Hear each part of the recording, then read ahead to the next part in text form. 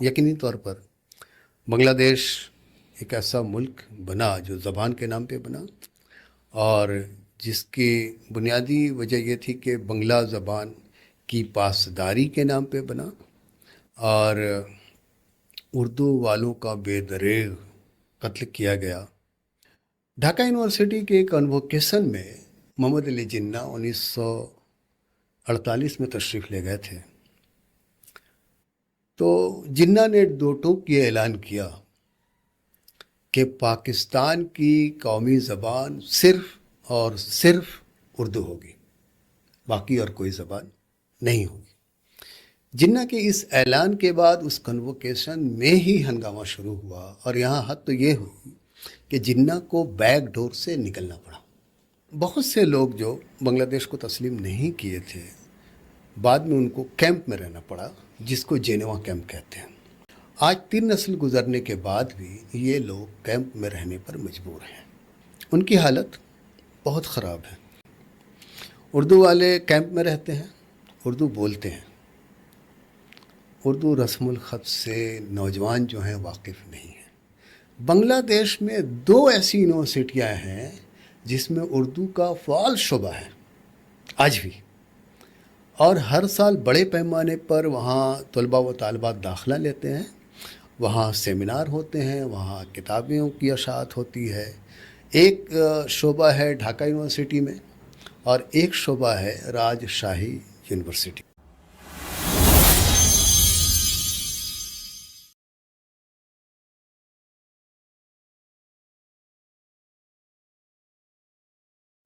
محترم ناظرین، آج ہمارے ساتھ موجود ہیں جناب طیب نعمانی صاحب۔ طیب نعمانی صاحب کلکتے کے مضافات میں واقع شہر بیلگھریا کے ایک کالج ویرب گنگولی کالج میں شعبہ اردو میں اردو کے استاد ہیں، اور ایک عرصے سے یہ نئی نسل کے ذہنوں کی آبیاری کر رہے ہیں۔ اس کے علاوہ طیب صاحب کلکتہ کی رویندر بھارتی یونیورسٹی کے school of languages and culture میں بھی اردو کے استاد ہیں، اور بڑی بات یہ ہے کہ وہاں جو ان کے شاگرد ہوتے ہیں وہ بڑی عمر کے لوگ ہوتے ہیں، ایسے لوگ جو بنگال کے کونے کونے سے ہی نہیں بلکہ ہندوستان کے دوسرے صوبوں سے بھی، اور کبھی کبھی بیرون ہند سے بھی یہاں اردو سیکھنے کے لیے آتے ہیں، اور یہاں طیب صاحب بطور اردو کے مدرس انہیں اردو سکھاتے ہیں۔ تو واقعی یہ ایک بہت بڑی بات ہے، یہ ہم لوگوں کے لیے فخر کی بات ہے۔ اس کے علاوہ ان کی ایک اور پہچان یہ ہے کہ طیب صاحب ایک اچھے ڈرامہ نگار ہیں، بہت اچھا ڈرامہ لکھتے ہیں، بہت اچھے ایکٹر ہیں، ایکٹنگ بھی اچھے کرتے ہیں، اور بہت اچھے ہدایت کار بھی ہیں۔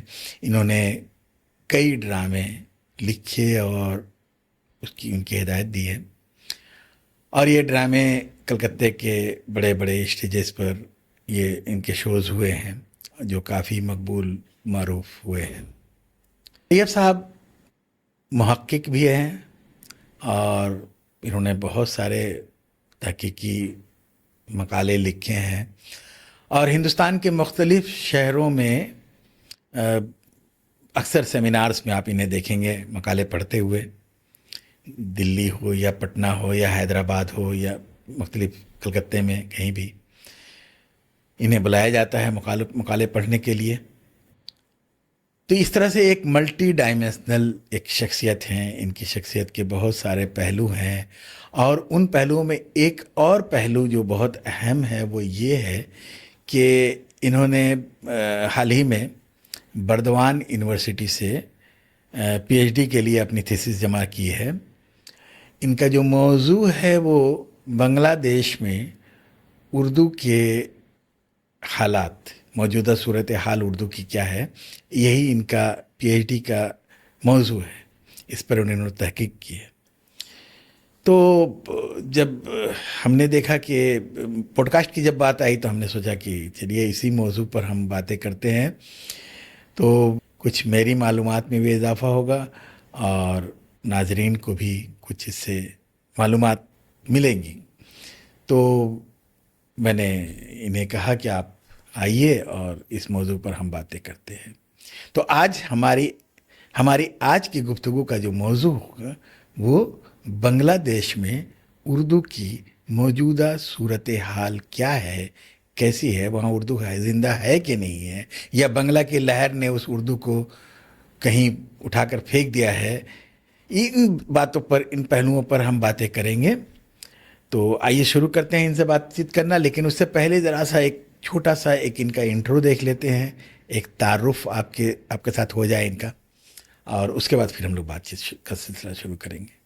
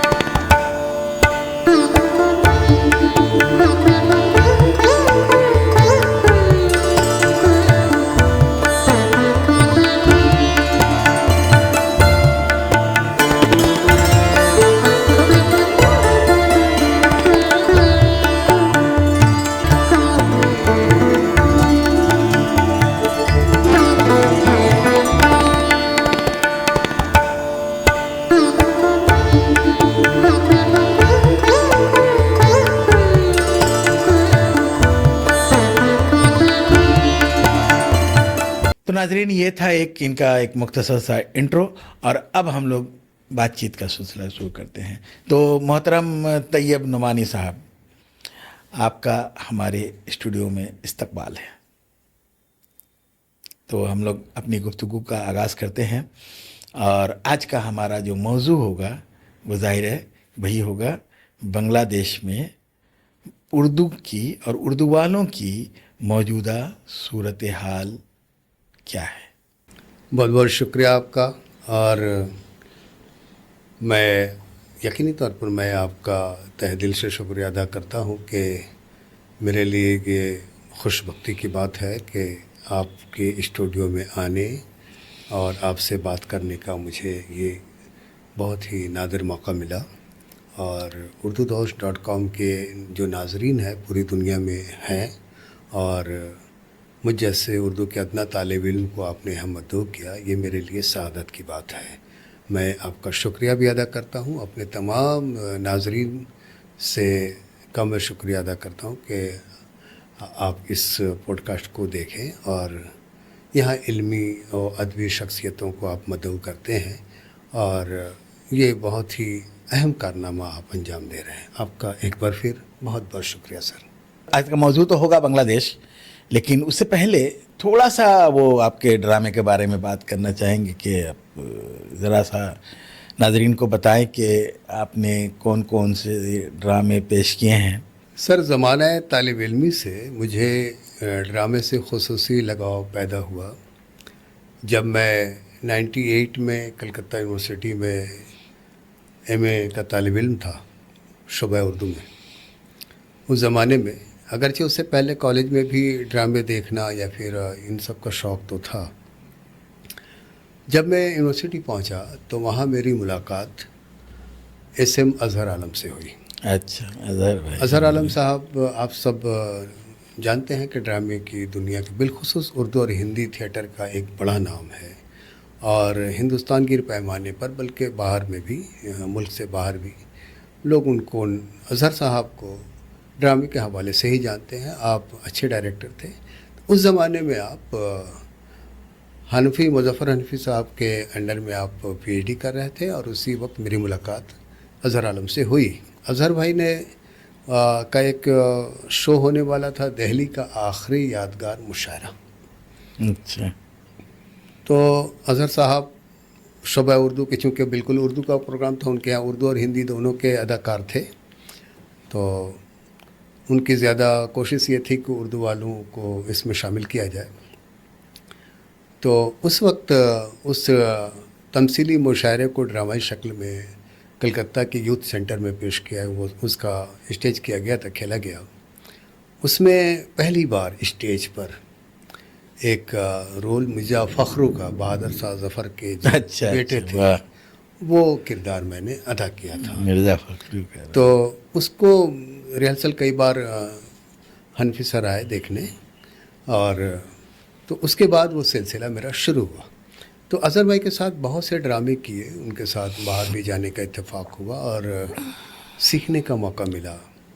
پھر کئی ایک باہر جیسے شملہ، ادھر آگرہ اور دلی، مہاراشٹر میں شولاپور کا سفر ہم لوگوں نے کیا. وہاں بڑے جو نیشنل تھیٹر فیسٹیول ہوتے تھے، ان فیسٹیولوں میں بھی اداکاری کرنے کا موقع ملا. کلکتے میں بھی تواتر سے ان کے ڈرامے ہو رہے تھے، تو وہاں بہت سے ڈرامے میں بلیک سنڈے سے لے کر کے جب آدھار نہیں رہتے، اور بہت سے ڈراموں میں نے اداکاری کی. اس کے بعد جب اپنی مصروفیت بڑھی، میں بھیرو گنگولی کالج، سر کو معلوم ہے، میں وہاں 2002 سے میں پڑھاتا ہوں. تو اس طرف تھوڑا سا میری ڈرامے میں اگرچہ خواہش تھی، لیکن ذمہ داریاں گھریلو آ گئی، تو تھوڑا وقت دینا، اتنی دور سے جانا روزانہ ریہرسل میں، وہ ممکن نہیں ہو پا رہا تھا. تو کچھ وقت کے لیے یہ سلسلہ تھما. سر آپ نے وہ سوال کیا کہ ڈرامے سے، تو یہ بیک گراؤنڈ تھا کہ میں ڈرامے میں شامل ہوا.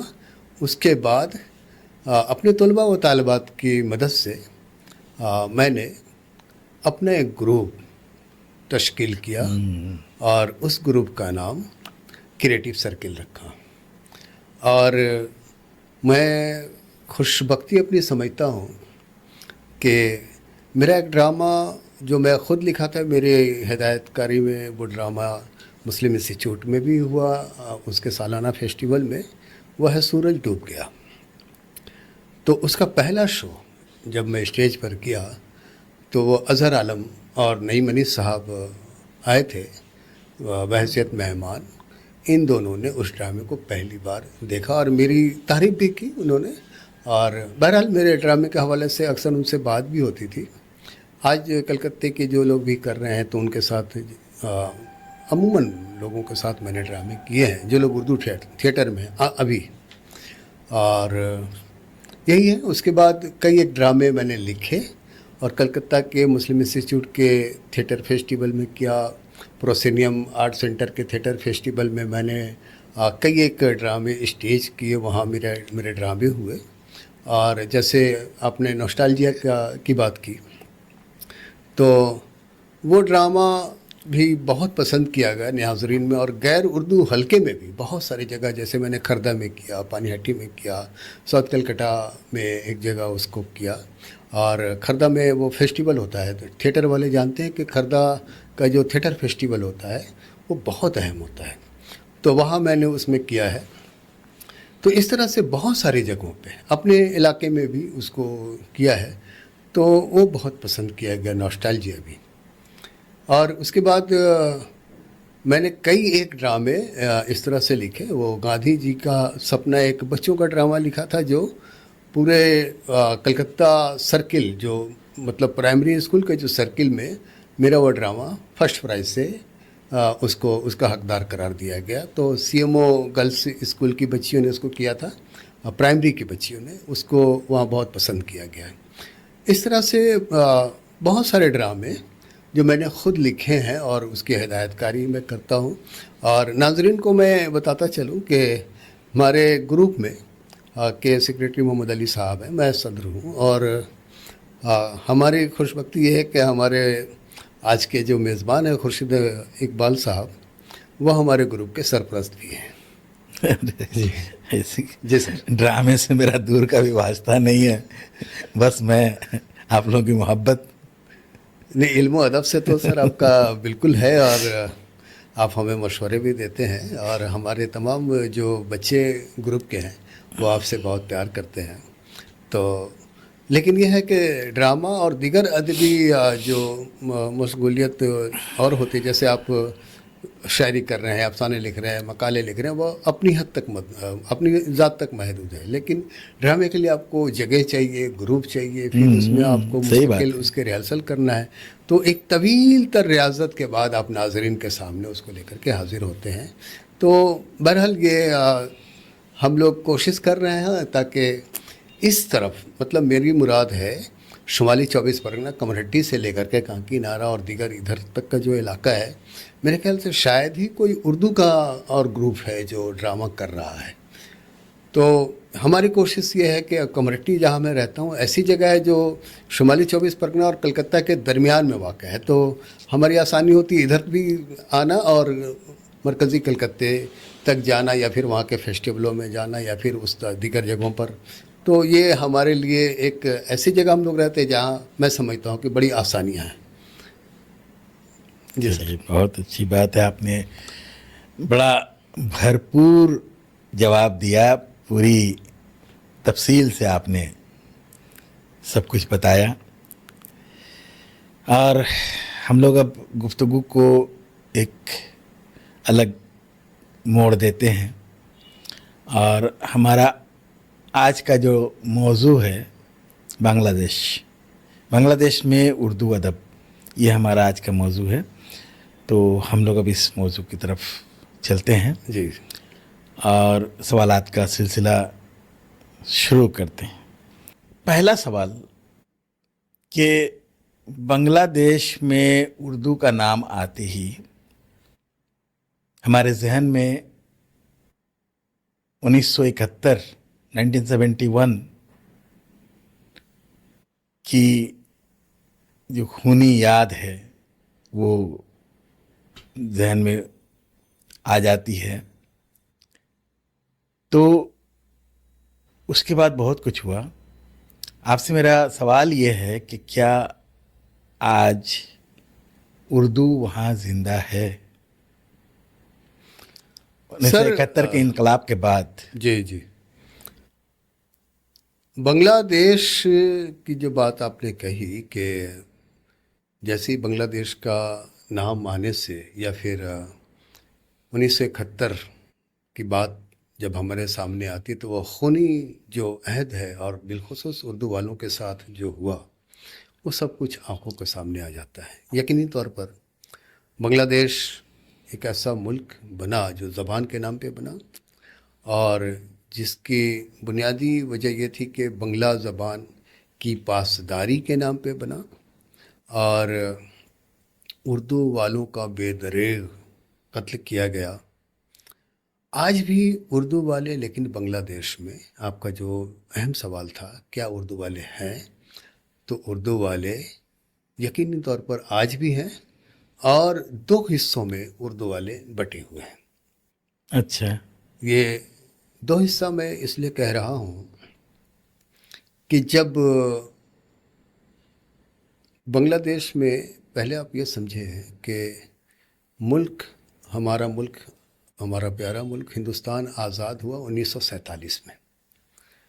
آزادی کی قیمت ہم نے یہ چکائی کہ ہمارے ملک کا ایک حصہ وہ ہم سے کٹ گیا اور وہ پاکستان بنا. بلکہ اگر ہم یہ کہیں کہ دو حصہ کٹا، ایک شمالی مشرقی جو پاکستان کہلاتا ہے، جو پہلے مشرقی بنگال ہوا کرتا تھا، اور ایک پنجاب سے ادھر کا جو علاقہ تھا جو مغربی پاکستان تھا. تو ہندوستان کو اس کرب سے گزرنا پڑا کہ ملک دو حصوں میں بٹ گیا. پاکستان تو بنا، لیکن 1947 سے 1970 تک اس پاکستان میں استحکام نہیں آ سکا سیاسی اعتبار سے. 1955 میں پہلی بار وہاں ایک الیکشن ہوا، لیکن اس کے بعد آپ دیکھیے کہ پھر جنرل الیکشن ویسا نہیں تھا. اس ملک کی بدقسمتی یہ رہی کہ 1970 1970 میں ان کا پہلا قومی اسمبلی کا جنرل الیکشن ہوا، اور اس 47 کے بعد 1970 میں، اتنے دن کے بعد؟ ہاں، اچھا، حکومتیں وہاں بدلی ہیں یا پھر صدر بدلے، ماشاء اللہ لگا، کبھی یحییٰ خان آئے، کبھی اور کوئی آیا، لیکن وہ نظام نہیں بدلا۔ اور 1970 میں جب قومی اسمبلی کے لیے جنرل الیکشن ہونے والا تھا، دو طرف بہت تناؤ ہو گیا زبان کے نام پر، اور بہت سارے معاملات ایسے تھے کہ اس ملک میں جس کو ہم کہہ لیں کہ وہ اسٹیبلٹی نہیں آ سکی تھی اس وقت تک۔ اس کی کئی وجہیں تھیں۔ بنگلہ دیش کے بننے سے پہلے وہاں ایک بنگالی زبان، ان کا مطالبہ یہ تھا کہ بنگلہ زبان کو بھی ملک کی قومی زبان تسلیم کیا جائے۔ ڈھاکہ یونیورسٹی کے کنووکیشن میں محمد علی جناح 1948 میں تشریف لے گئے تھے، تو جناح نے دو ٹوک یہ اعلان کیا کہ پاکستان کی قومی زبان صرف اور صرف اردو ہوگی، باقی اور کوئی زبان نہیں ہوگی۔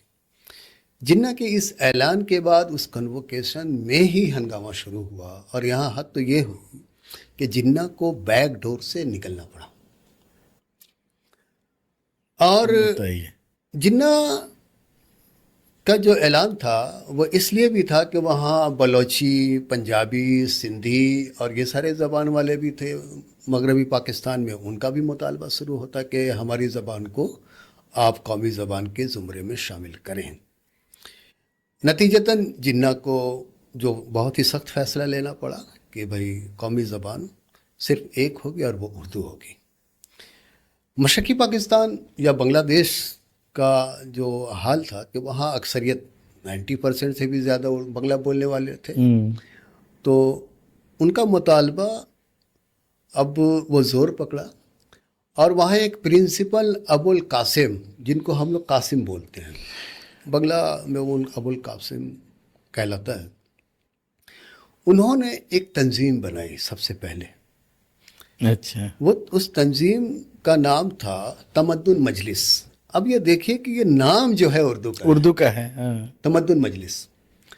اور اس تنظیم کو پہلے تو ثقافتی طور پر متعارف کیا گیا، لیکن اس تنظیم نے سب سے پہلے بنگلہ زبان کو قومی زبان میں زمرے میں شامل کیا جانا یا عوامی سطح پہ لا کر کے راستے پہ اس کے لیے جلسے یا جلوس نکالنے کا کام کیا تھا تمدن مجلس نے، جس کو پاکستان کی حکومت یا پھر ارباب اختیار نے بزور طاقت کچلنے کی کوشش کی۔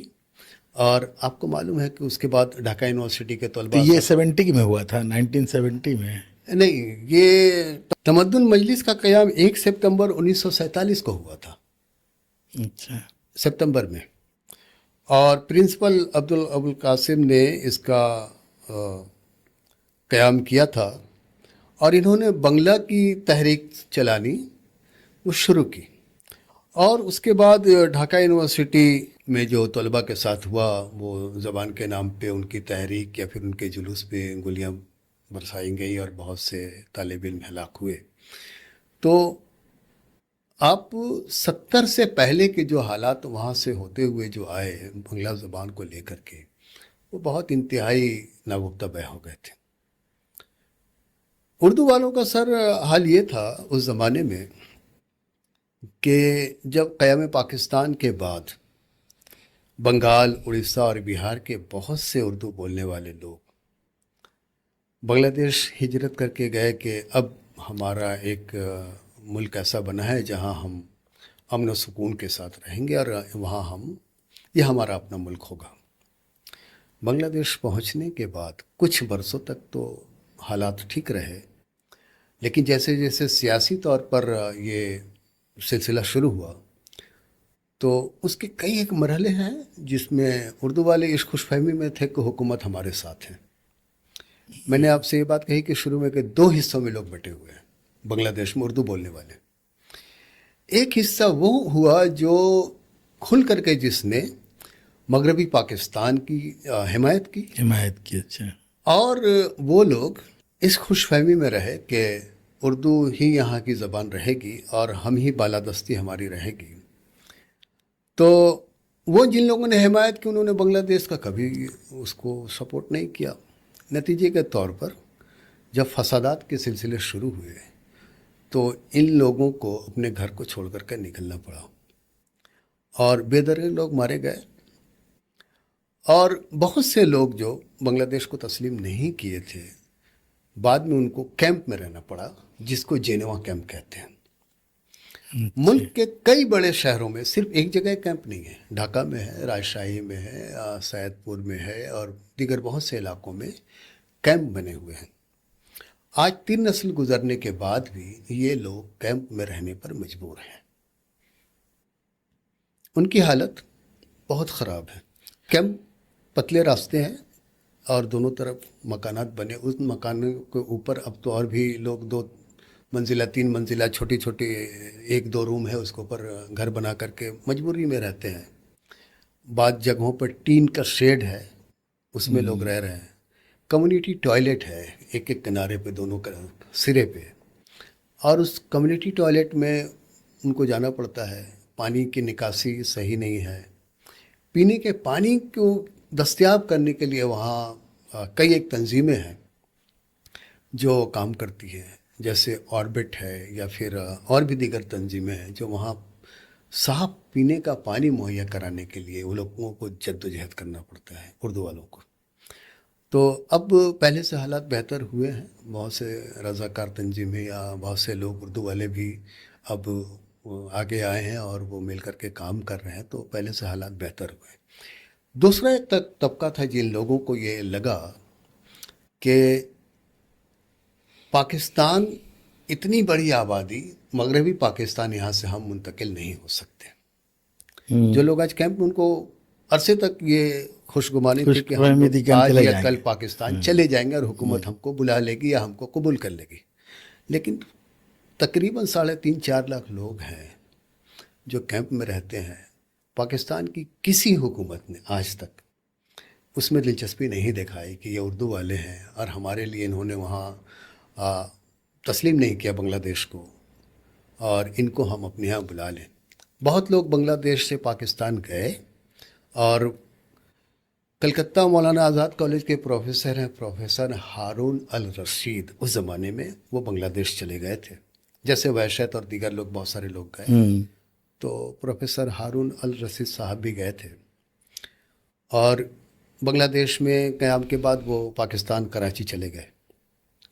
کراچی میں کسی کالج کے وہ پروفیسر تھے.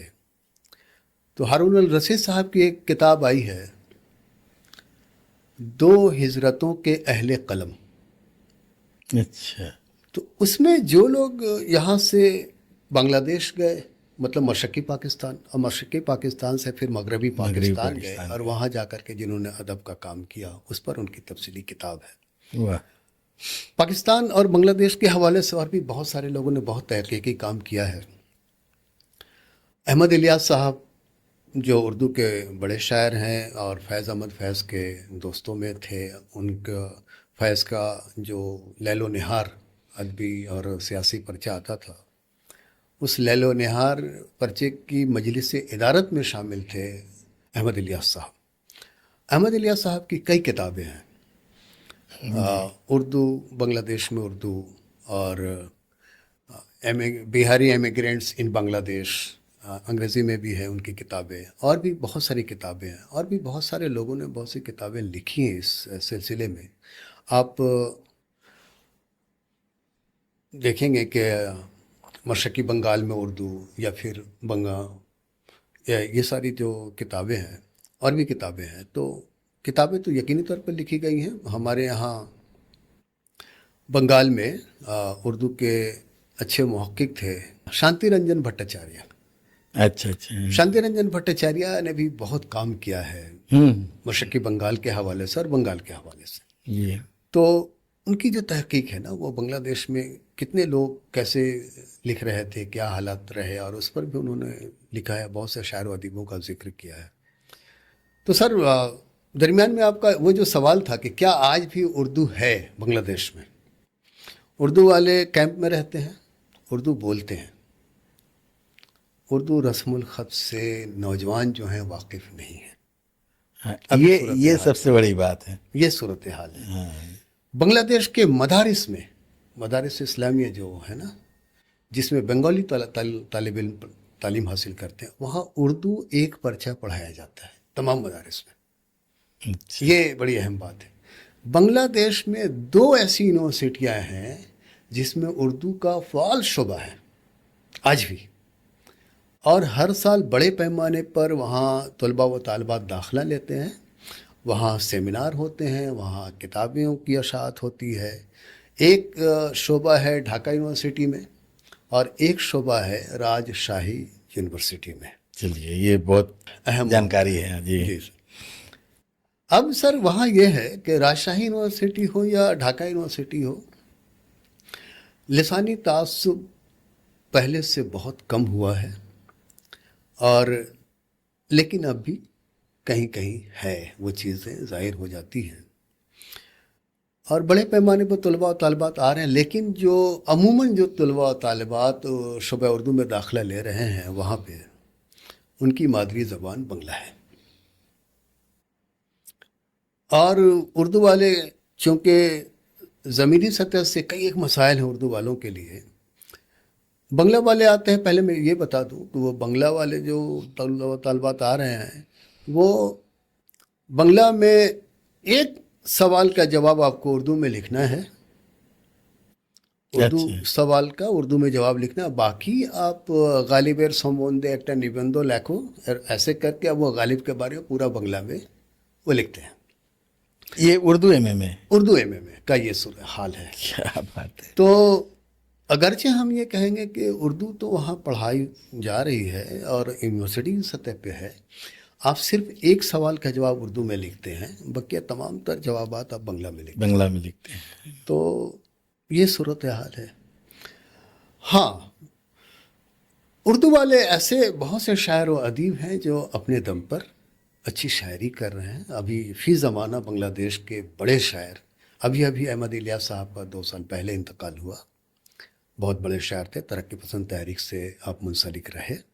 نوشاد نوری جو کبھی 1950 میں پورے صوبہ بہار کے آپ ترقی پسند مصنفین کے سیکریٹری تھے، اور جب آپ نے نہرو کے خلاف ایک نظم لکھی تو اس کے بعد سیاسی حالات اچھے نہیں رہے، تو آپ کو پارٹی نے یہ کام دیا کہ آپ یہاں سے چلے جائیے مشرقی پاکستان، اور وہاں پر آپ پارٹی کے لیے کام کیجیے۔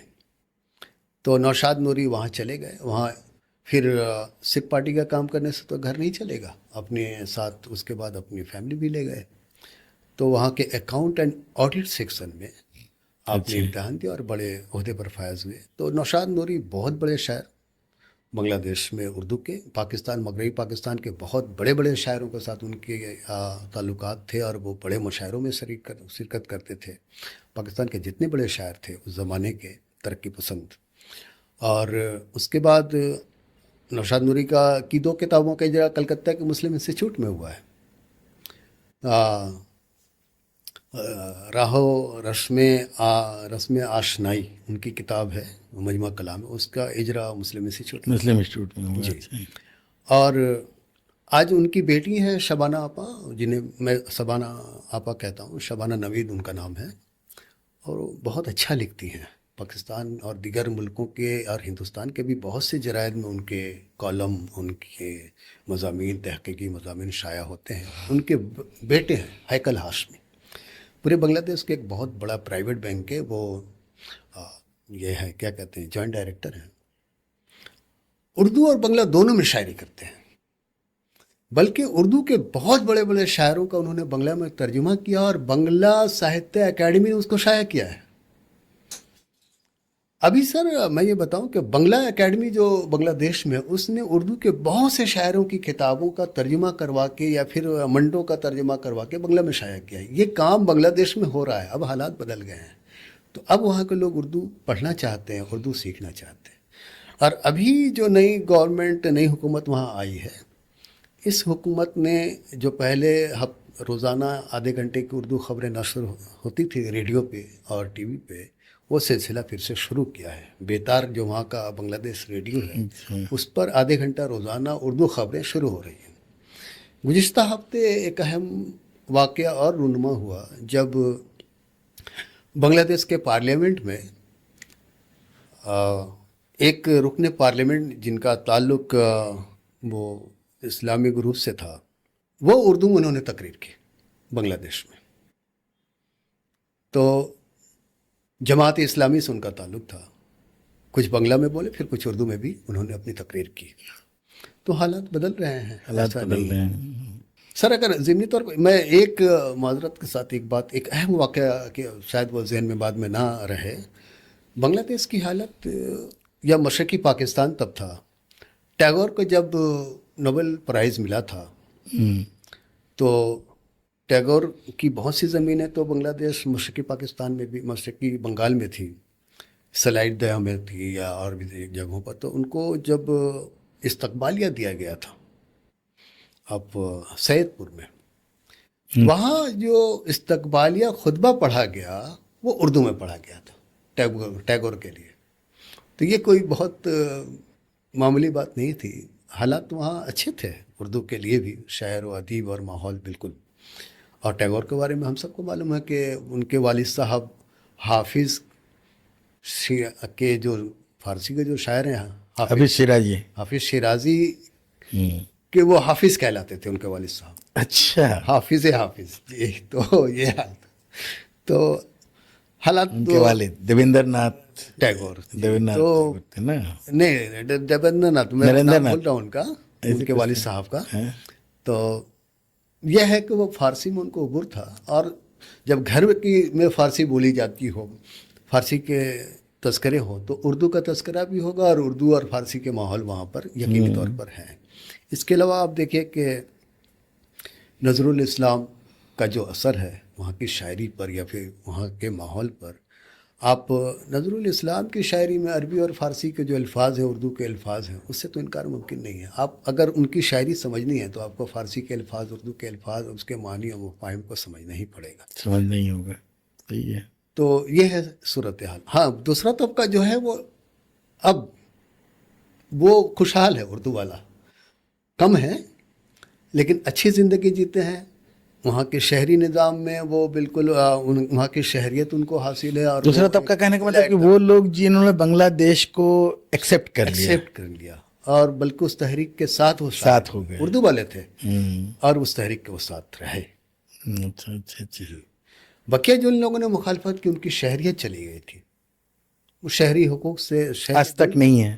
نہیں، 2008 میں ان کو شہریت ملی، اور ایک طویل لڑائی پہلے 10 لوگوں نے اپنی شہریت کے لیے بنگلہ دیش میں ملک کی عدالت عالیہ میں پیٹیشن داخل کیا، اور اس کے بعد حکومت نے یہ تسلیم کیا، عدالت نے تسلیم کیا کہ 3 نسل کے بعد یہ لوگ جو ابھی ہیں 2008 میں، ان کو ملک کی شہریت دی جائے۔ تو اس کے بعد ایک نظیر قائم ہوا کہ بھائی یہ صرف 10 لوگ نہیں ہیں، ہماری پوری آبادی ہے 3 لاکھ سے زیادہ۔ اور اس کے بعد کاؤنسل آف مائنورٹیز یا پھر اور بھی جو لوگ تھے، ان لوگوں نے مل کر کے وہ ملک کی عدالت عالیہ میں مقدمہ کیا، اور اس کے بعد وہ مقدمہ وہ جیتے۔ اور اب یہ ہے کہ ان تمام لوگ بنگلہ دیش کے شہری ہیں، اور وہ تمام جو اردو بولنے والے جو کیمپ میں رہتے ہیں ان کو، ہاں ایک اور چیز وہاں پر سر ہے کہ کچھ رضاکار تنظیمیں جو حکومت سے منظور شدہ ہیں، جیسے کاؤنسل آف مائنورٹیز ہے اور بھی تنظیمیں ہیں، ان لوگوں کو یہ اختیار دیا گیا کہ ان کے بچوں کو کی جو پیدائش کی جو سند ہے، برتھ سرٹیفکیٹ، وہ آپ ایشو کر سکتے ہیں۔ اس کی وجہ یہ ہے کہ جو اردو والے ہیں وہ کیمپ میں رہتے تھے، ان کے پاس وہ لیگل ڈاکومنٹس نہیں کہ آپ ہاسپٹلائز کریں اپنی عورتوں کو لے جائیں، علاج و معالجہ میں بھی دشواری تھی اگرچہ ہوتا تھا، یا پھر تعلیمی آپ اسکول میں بھرتی نہیں کر سکتے، اپنے بچوں کو داخلہ نہیں دلا سکتے کہ آپ کے پاس برتھ سرٹیفکیٹ نہیں ہے، آپ ملک کے شہری ہی نہیں ہیں۔ وہ 2 نسلیں جو گزر گئیں ان کے بچے پڑھے نہیں؟ بہت اذیت کے ساتھ کچھ رضاکار تنظیمیں وہاں جو کیمپ میں جن لوگوں نے اپنی تعلیمی مراکز قائم کیے وہیں انہوں نے تعلیم حاصل کی. اچھا اچھا. یہ مسئلہ رہا. ظاہر ہے کہ اگر باقاعدہ تعلیم نہیں حاصل کی ان لوگوں نے تو نوکریاں بھی نہیں ملی ہوں گی. نہیں، اور بس وہ اپنے طور پر کوئی رکشہ چلاتا ہے. زیادہ تر لوگ جو رکشہ چلاتے ہیں چلاتے رہے، دکانوں میں کام کیا یا اپنی دکان کی، کوئی گوشت کی دکان ہے، کوئی کارپینٹر کی دکان ہے، کوئی مختلف طرح کی اس طرح کے چھوٹے موٹے کام کر کے وہ لوگ وقت گزارتے یا پھر اپنی زندگی گزارتے رہے. بہت برا. اب حال یہ ہے کہ ان کو پاس ان کی سند ہے اور یہ لوگ اپنا کام مطلب گھر گھر جا کر کے ان کو ذہن سازی کرنا کہ آپ اندراج کروائیے اور یہ کروائیے، پھر ان کے لیے علاج و معالجے کی سہولت، ان کے لیے تعلیمی مراکز، ہیلتھ سینٹر، بہت سارا کام کیا جاتا ہے. اور یہ بہت سی تنظیمیں وہاں، احمد الیاس صاحب کی اپنی ایک تنظیم ان لوگوں نے بنائی تھی اور وہ لوگ تعلیم کے لیے کام کرتے ہیں وہاں پہ آج بھی. اس میں اردو کے بڑے شاعر ہیں شمیم زمانوی صاحب، وہ ابھی اس تنظیم کے صدر ہیں. اچھا یہ بتائیے کہ تقسیم ہند سے پہلے، پاکستان بننے سے پہلے ڈھاکہ کی ادبی حیثیت کیا تھی؟ وہاں اردو کی حیثیت کیا تھی؟ سر یہ بہت ہی اہم سوال آپ نے کیا ہے کہ تقسیم ہند سے پہلے ڈھاکہ اردو والوں کا مرکز رہا ہے بہت سالہ در سال، اس لیے کہ جو نوابین ڈھاکہ تھے ان کی مادری زبان اردو تھی. اردو تھی. اچھا. اور کسی زمانے میں ان کے آبا و اجداد دہلی سے تشریف لے گئے تھے یا لاہور سے، یا مختلف علاقوں سے کہا جاتا ہے کہ لاہور سے تشریف لے گئے تھے. دہلی اور لاہور میں بہت کا فاصلہ نہیں ہے، ملک بٹ گیا وہ الگ بات ہے. تو بہرحال ان کی مادری زبان اردو تھی اور تواتر کے ساتھ جو نوابین ڈھاکہ تھے وہ وہاں شاعری بھی کرتے تھے، اچھی شاعری کرتے تھے. اب جہاں کے حکمراں کی زبان اردو ہو تو وہاں تو ظاہر سی بات ہے کہ اردو بولنے والوں کی پذیرائی ہوگی.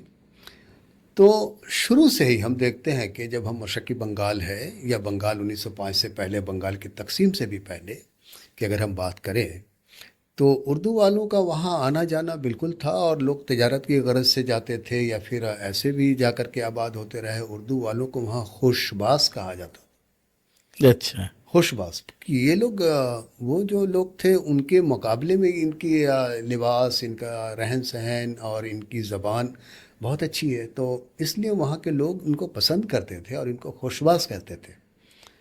اور وہاں تجارت یہ لوگ کرتے تھے، بلکہ ہندوستان کے دیگر علاقوں سے جو قیمتی چیزیں ہیں یا پھر ساز و سامان کھانے کی چیز وہ وہاں لے جاتے تھے. وہاں سے پاٹ اور چاول لے کر کے ملک کے دیگر حصوں میں وہ تجارت کرتے تھے.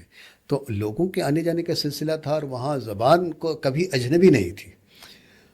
ڈھاکہ کے بہت سے نواب ہیں جنہوں نے بڑی اچھی شاعری کی ہے. تو وہ نوابین ڈھاکہ، احمد الیاس صاحب یا پھر دیگر جتنے لوگوں نے بنگلہ دیش یا شمالی مشرقی پاکستان پر کتابیں لکھی ہیں، ان کے ذکر کے بغیر ڈھاکہ میں اردو یا پھر بنگلہ دیش میں اردو مکمل ہو ہی نہیں سکتا ہے. تو وہاں وہ رہا ہے سلسلہ بالکل شروع سے. تو ڈھاکہ کا جو وہاں کا جو اردو ادب وہاں کا تھا، تو کیا وہ اس پر لکھنؤ یا دلی کے دبستانوں کا کچھ باقاعدہ اثر؟ جی سر، لکھنؤ کے دبستان کا کم ہی اثر رہا ہے. کچھ لوگ لکھنؤ سے گئے ہیں، آج بھی وہاں ناول نگار ہیں اور افسانہ نگار ہیں جو لکھنؤ کے ہیں، اور بھی کچھ لوگ ہیں، لیکن زیادہ اثر دہلی کا رہا. دہلی کا رہا ہے. بالکل. ایک بات اور میں سر بتا دوں کہ ایک بڑی آبادی وہاں ہے سید پور، جس کو وہاں کے لوگ سید پور کہتے ہیں. اور وہ ہمارے دیناج پور کا ایک حصہ ہے، مغربی بنگال کا دیناج پور، وہاں بھی دیناج پور ہے. دیناج پور کے پاس میں ہی ہے سید پور.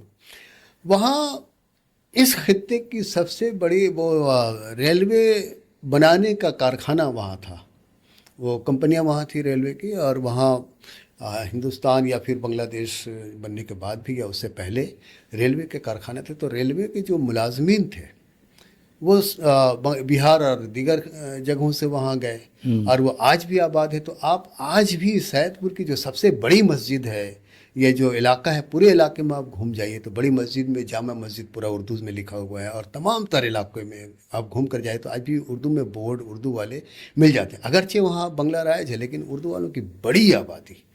ڈھاکہ، وہ تو گھر میں یا آپس میں تو ہاں اردو ہی بالکل بولتے اردو ہیں. میں بات کرتے ہیں، ہر جگہ اردو میں بات کرتے ہیں. تو وہاں مسجد میں تقریر اردو میں ہوتی ہے آج بھی. جمعے کی جو ہاں نماز میں یہ ساری چیزیں وہ سلسلہ آج بھی ہے وہاں پر. ڈھاکہ میں اب جو یہ جو کیمپ اور سب جو علاقے ہیں وہاں اردو میں مساجد میں وہ ساری چیزیں ہوتی ہیں. یہ ہے. اچھا، ایک سوال یہ ہے کہ 1947 سے لے کر 1971 تک کے درمیان میں، یعنی انقلاب سے پہلے تک، مشرقی پاکستان جو اس زمانے کا تھا، وہاں اردو کے مراکز کون کون سے تھے؟ سر ملک کے مشرقی پاکستان بننے کے بعد، بننے سے پہلے لوگ جاتے آتے رہے، لیکن جب ملک تقسیم ہوا تو مراکز میں ڈھاکہ، آپ چٹاگاؤں، چیٹاگنگ. چٹاگاؤں جس کو چیٹاگاؤں بھی بولتے ہیں، ہوں. ایک مرکز وہ بنا، اور سید پور جس کو سید پور ہے جو سید پور کہتے ہیں. تو یہ 3-4 ایسے مراکز تھے جہاں اردو والوں کی اچھی خاصی آبادی رہی، اور بڑے بڑے شاعر یہاں سے یا ادیب یہاں سے ہجرت کر کے تو گئے. اس زمانے کے کچھ بڑے شعراء کے نام بتائیں جو. سب سے بڑا جو نام ہے، جو لوگ بنگلہ دیش یا قیام پاکستان کے بعد وہ ملک جو مشرقی پاکستان بنا، وہاں جانے والوں میں وحشت بہت بڑا نام ہے. وحشت آپ سب کو، ہم سب کو معلوم ہے کہ کلکتے کے بڑے شاعر، اردو کے بڑے شاعر ہیں، غالب دورہ کہلاتے ہیں. وہ وحشت کا دبدبہ اور شہرت تھا اس زمانے میں. اور اسلامیہ کالج جو آج مولانا آزاد کالج ہے اس کے وہ پروفیسر تھے. وحشت ایک بہت بڑا نام تھا. جو وہاں گئے اور وحشت کے جانے کے بعد وہاں کی اردو حلقے میں، وہاں کے اردو حلقے میں یا وہاں کی اردو انجمنوں میں ایک جان سی آ گئی. اور ان کے بہت سے طالب علم جب وحشت یہاں سے وہاں گئے تو آپ کے بہت سے طالب علم وحشت کے ساتھ وہاں چلے گئے، جو وہاں جا کر آباد ہوئے. اور وحشت کے علاوہ جو لوگ یہاں ملازم تھے، حکومتی ملازمت میں تھے، سرکاری ملازم جن کو ہم کہتے ہیں، تو وہ ان کا جاب وہاں ٹرانسفر ہوا. جو لوگ وہاں گئے، مغربی پاکستان ہو، مشرقی پاکستان ہو، جو لوگ یہاں سے وہاں گئے تو ان کے وہاں پھر نوکریاں یہاں سے وہ تبدیل کر لیے اور وہاں ملازم ہوئے. اب ریلوے ہو یا دیگر حکومتی دفاتر میں جو لوگ ملازمت کرتے تھے، ویسے اردو والوں کی بڑی آبادی وہاں منتقل ہوئی بہار، بنگال اور دیگر ریاستوں سے. اردو کے بڑے شاعروں اور ادیبوں میں جو لوگ وہاں گئے ان میں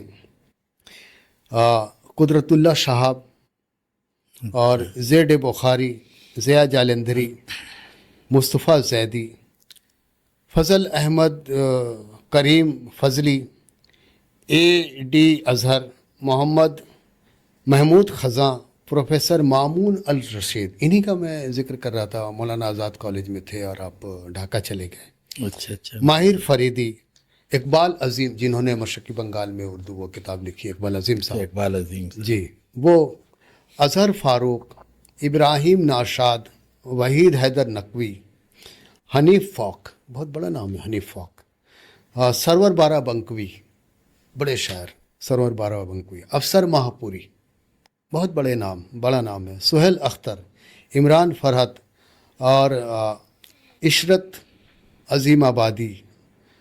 یہ سارے لوگ یہاں سے وہاں ڈھاکہ منتقل ہو گئے. ایک سوال یہ ہے کہ نوابین ڈھاکہ جو تھے ان کا اردو کی سرپرستی کے سلسلے میں کیا کردار رہا؟ نوابین ڈھاکہ کے لیے میں یہ کہوں گا کہ ان کے دربار میں اردو کی مجلسیں ہوتی، ادبی مجلسیں ہوتی. اس میں خود نواب اپنا کلام سناتے، دیگر شاعروں کو مدعو کرتے اور ان کی پذیرائی بھی کی جاتی تھی. تو یہ حالت تھے.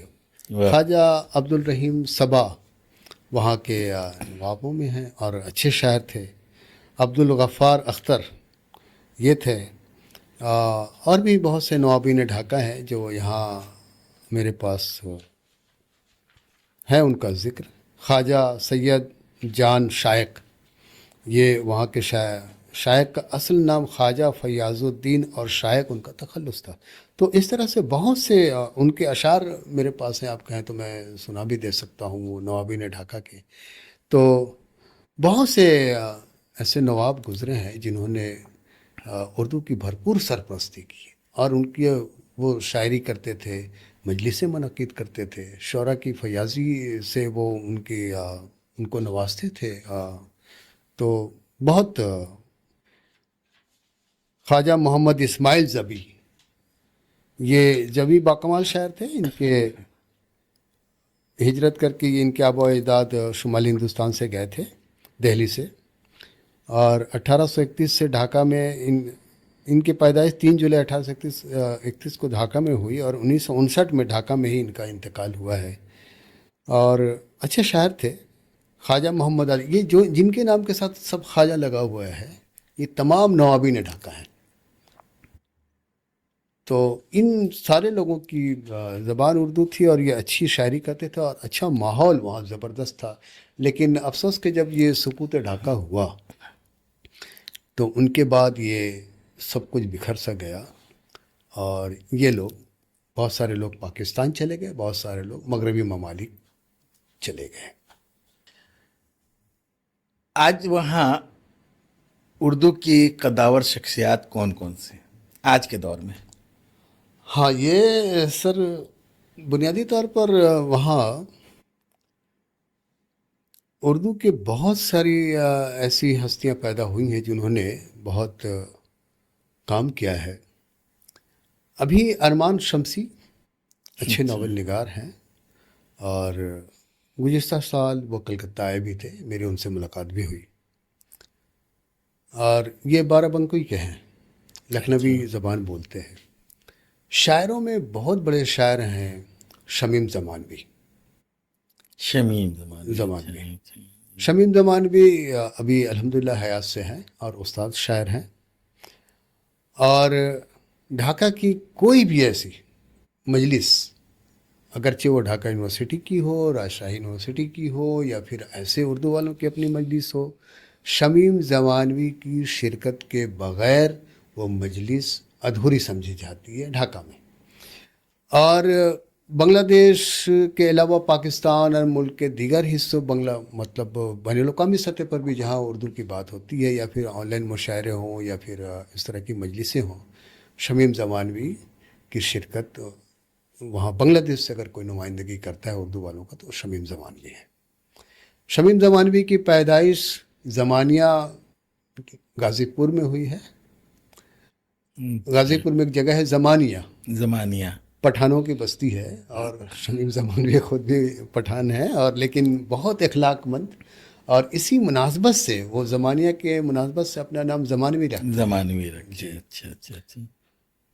تو ابھی شمیم زمانوی بڑا نام ہے، اور ایسے تو شبانہ نوید ہے، ہیکل ہاشمی ہے، یا پھر آپ سید پور میں مجیب الرحمان صاحب ہیں، محمد اقبال صاحب ہیں، اقبال بھائی، ماجد اقبال ان کا نام ہے۔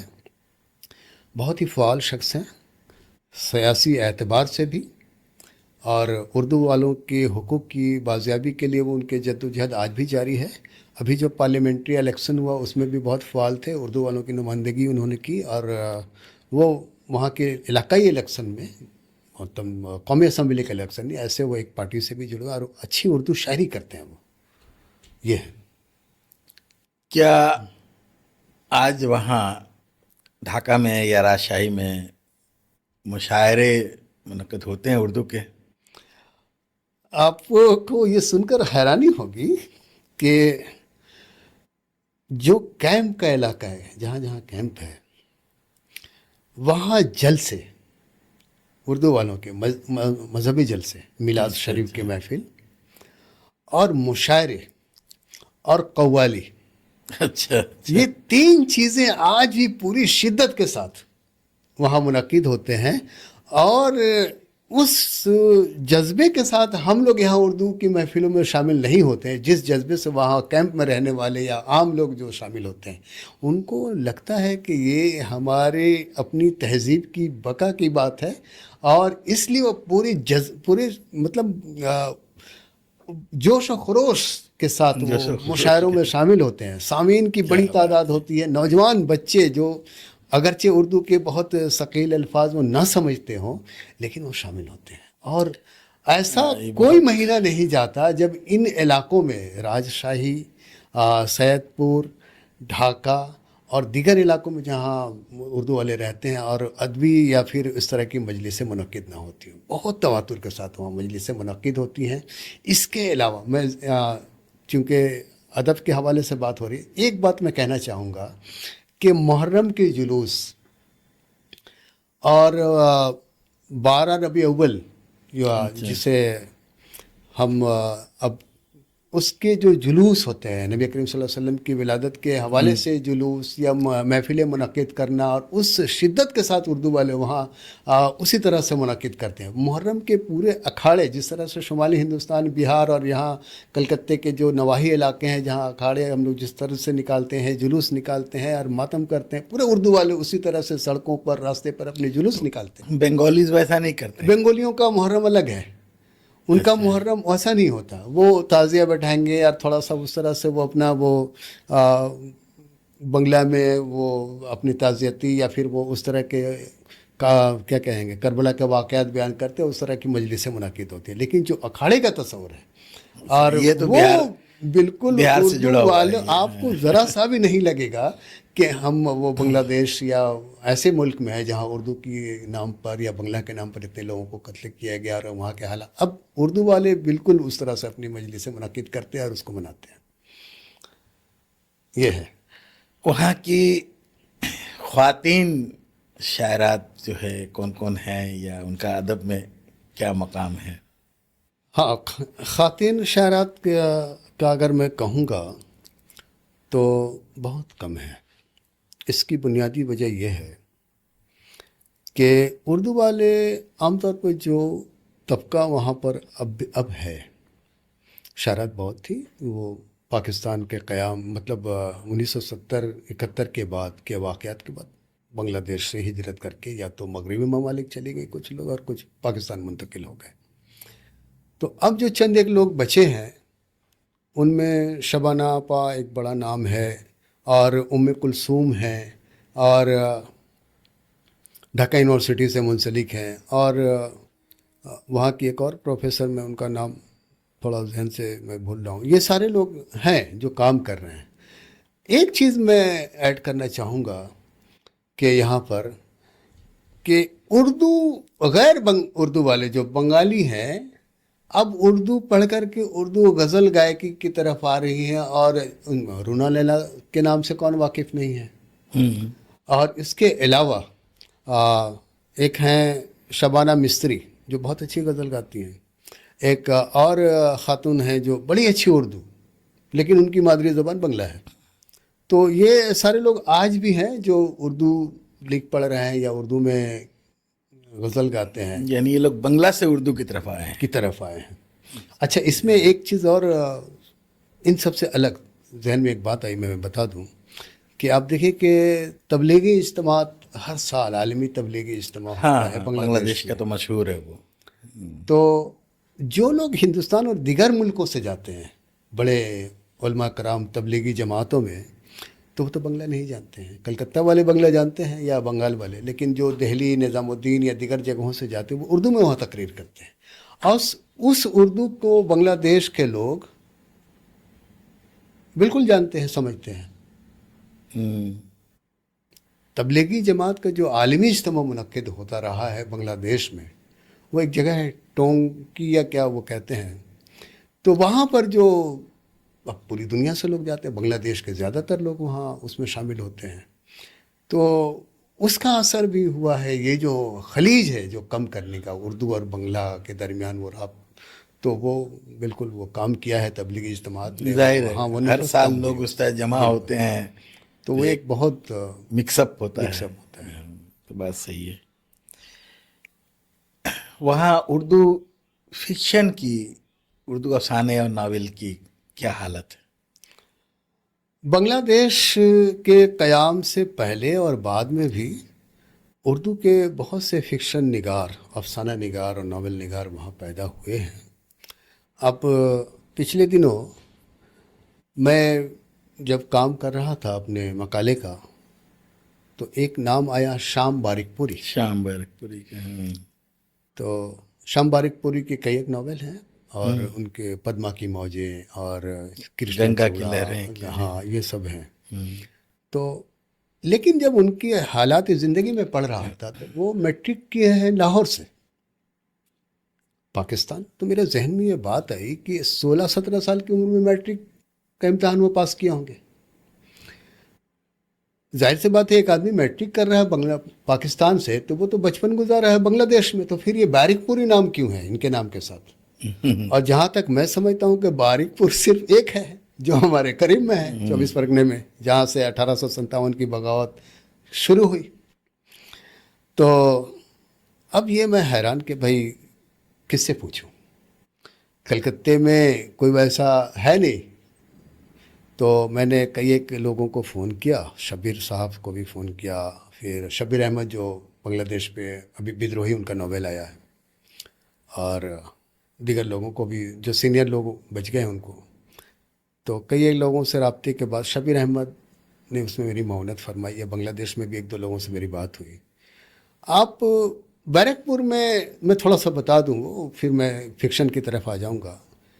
एक सिनेमा है नीला सिनेमा पहला नाम था उसका। पहले तो श्याम बारिकपुरी साहब के वालिद साहब का वो सिनेमा हुआ करता था। उनका घर बैरकपुर कोर्ट के पास पीछे में है, पीछे में वो क्या मरियम महल या वो इलाका है, उसी घर में ही उनसे कई बार मुझसे आपकी मुलाकात। तो बाद में जब आपसे मेरी बात पता कि हाँ मेरी मुलाकात है, तो उनका आबाई कह लें कि पैदाइश कलकत्ते बैरकपुर में हुई और वो वहाँ मुंतकिल हो गया, और वो सिनेमा हॉल उन्होंने एक्सचेंज कर दिया, तब्दील। यहाँ जो ढाका में वो सिनेमा हॉल उनके वालिद ने ले लिया और अपना सिनेमा हॉल किसी दूसरे शख्स जो बांग्लादेश से यहाँ आए थे उनको दे दिया। तो श्याम बारिकपुरी एक बड़ा नाम है फिक्शन के हवाले से। अभी मैं थोड़ी देर पहले नाम लिया उनका, 1 साल पहले अभी कलकत्ता आए थे अरमान शमसी साहब। अरमान शमसी बहुत अच्छे अफसाना निगार हैं, और उनकी तकरीबन अब तक 12-13 किताबें आ चुकी हैं, अफसानवी मजमूआ आ चुके हैं। गुज़िश्ता साल ईरान सोसाइटी में उनके एक मजमूआ कलाम का, मतलब उनके अफसानवी मजमूए का इजरा हुआ, तो उसमें मैं शामिल भी हुआ था। और इसके अलावा भी बहुत सारे ऐसे लोग हैं जो लिख रहे हैं। बहुत सारे लोग तो पाकिस्तान चले गए और वहाँ जा कर के भी वो लिखते रहे हैं। तो बहुत सारे लोग हैं जो, हसन का अगर मैं नाम लूँ, आप मोहम्मद हसन, अभी वो कुछ साल पहले चले गए, एम्स्टर्डम में रहते हैं। तो हसन भी अफसाने लिखते थे, और भी कई लोग हैं।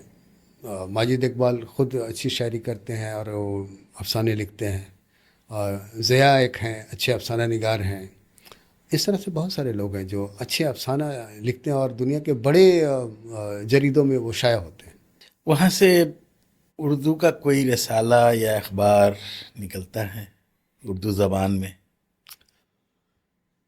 आप पूरे बांग्लादेश में आज एक भी उर्दू का अखबार शाया नहीं होता है अभी जो सूरत है, जबकि इतने सारे लोग वहाँ उर्दू बोलने वाले आज भी मौजूद हैं जी। तो अखबार तो एक उनका अपना होना चाहिए। अखबार 71 से पहले अखबारात निकलते थे, अब कोई भी अखबार नहीं निकलता, रिसाले निकलते हैं।